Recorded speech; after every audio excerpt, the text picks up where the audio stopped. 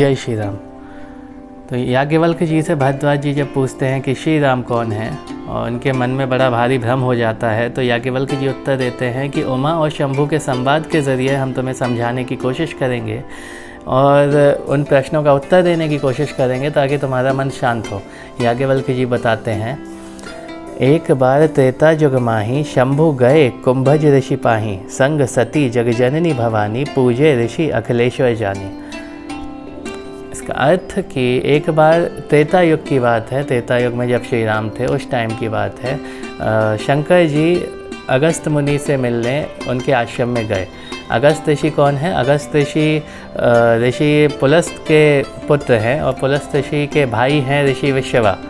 अब विश्रवा कौन है? विश्रवा है रावण के पिताजी। तो आप ये मानो अगस्त ऋषि रावण के चचेरे भाई हुए। ठीक है। बहुत बड़े विद्वान थे, वैज्ञानिक थे। उन्होंने केमिकल रिएक्शन से बिजली कैसे बनाई जाए ये भी अपनी किताब में लिखा है, और हाइड्रोजन के माध्यम से उड़ा कैसे जाए, जैसे आजकल हम गुब्बारों का इस्तेमाल करते हैं, तो ये भी उन्होंने लिखा है। तो आप सोच लो उस टाइम के विज्ञान आज के विज्ञान के मुकाबले कितना आगे था कि वो लोग जो करके छोड़ चुके हैं हम अभी उसको डिस्कवर कर रहे हैं और मान रहे हैं कि ये हमने इन्वेंशन किया। खैर, और मंत्रदृष्टा इतने बड़े थे, मंत्रों की शक्ति को उन्होंने अपने जीवन में इस तरह देखा था कि एक बार जब देवताओं ने उनसे मदद मांगी कि राक्षस जाके समुद्र में छुप गए हैं, तो उन्होंने मंत्रों की शक्ति के बल पर पूरे समुद्र को, सोचिए कितना बड़ा समुद्र है, 97% पृथ्वी पे समुद्र ही समुद्र है, उसको उन्होंने पी लिया।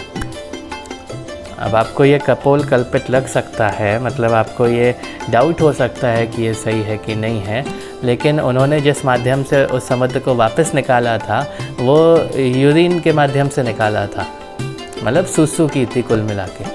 और सुसु की थी तो वो जो कंपोनेंट होता है यूरिन का और समुद्र का, दोनों कंपोनेंट एक ही हैं। तो आप इसकी साइंटिफिक जांच भी कर सकते हैं, आपको पता चल जाएगा। खैर, वो अलग विषय है। लेकिन तो ऋषि अगस्त के पास शिव जी गए उनसे मिलने के लिए, और साथ में जगत जननी माँ सती जी भी थी। तो मतलब शिव जी शादी के बाद सती जी को लेकर विचरण करते रहते थे ताकि उनका भी मन लगा रहे, उन्हें भी लगे कि हाँ हमारा पति हमें घुमाता फिराता है। तो उनको दक्षिण ले गए। अगस्त ऋषि दक्षिण में थे, साउथ में रहते थे। तो उनके पास जब गए तो ऋषि ने देखा कि भगवान जी आए हैं, शंकर जी आए हैं, तो सारे जगत के भगवान हैं। तो ऐसा जानकर ऋषि ने उनकी पूजा पाठ की, उनका स्वागत किया। और फिर आगे याज्ञवल्क्य जी बताते हैं, राम कथा मुनि बर्ज बखानी, सुनी महेश परम सुखुमानी, ऋषि पूछी हरि भगति सुहाई, कही शंभु अधिकारी पाई। तो अगस्त मुनि ने राम कथा बखान कर, मतलब राम जी के गुणों का वर्णन शंकर जी से किया। अब आप ये कहोगे कि शंकर जी तो सब कुछ जानते हैं, तो उनको बताने की ज़रूरत क्यों पड़ी? उन्होंने बताया नहीं। शंकर जी को हरि भक्ति प्यारी है। यहाँ हरि का गुणगान होता है, शंकर जी को अच्छा लगता है। जैसे हनुमान जी को अच्छा लगता है जब राम जी का गुणगान होता है। तो जो भी कुछ सुनने में आता है वो बड़े प्रेम से उसको ग्रहण करते हैं शंकर जी। तो उनकी ज्ञान चर्चा हो रही थी, ऋषि उन्हें बता रहे थे और शंकर जी सुन रहे थे। तो उन्होंने कई दिन वहाँ पे बिताए राम कथा की चर्चा करते करते। और फिर अगस्त ऋषि ने उनसे हरि भक्ति का रहस्य पूछा।